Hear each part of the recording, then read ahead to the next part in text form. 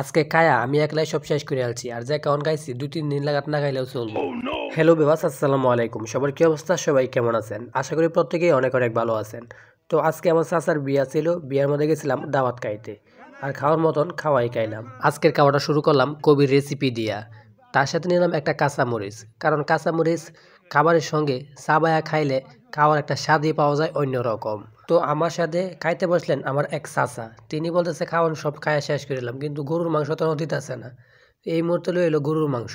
গরুর মাংস সবাই দেওয়ার থাকলো, কেউ আবার গরুর মাংস খায় না, ওদিকে পালানি শুরু করছে।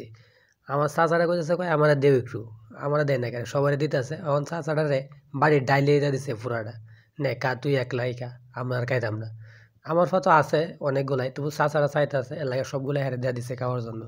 এখন চাচা দেওয়া আমার একটা দিছে, কয় বাইশটা একটা নেও খাও তুমি। আর আমারে এত পরিমাণে মাংস দিছে খায়া শেষ করতাম পারতাছি না, বলতেছে আরো আনার জন্য। পরে আমি না হলাম যে না আর লাগতো না, মেলা খাইছি, এখনো পাতের মধ্যে অনেকটাই আছে, খায়া শেষ করতে পারতাম না। এখন ফলে ডাইল লই আও, ডাইলটা 2টা খায়া লাই, কারণ ডাইল দিয়ে আর মাংস খাইলে পাটটা বেটা বেটা চালাই যাইবো, নাহলে ওরা গরুর মাংস খাইলে সব কিছু নষ্ট হইব। এর লাগে কইলাম ডাইলটা চালাই লই আও, ডাইলটা একটু খায়া লাই। সব মিলাই আজকের খাবারটা অনেক ভালো হয়েছিল, গরুর মাংসটা অনেক ভালো হয়েছে, সবকিছু ভালো হয়েছে। তো আমি অনেক খাবার খাইলাম, এখন আমি আমার ক্যামেরাম্যানটা কইলাম যে আমি তো খাইলাম, তো তুমি একটা খাইয়া লাও।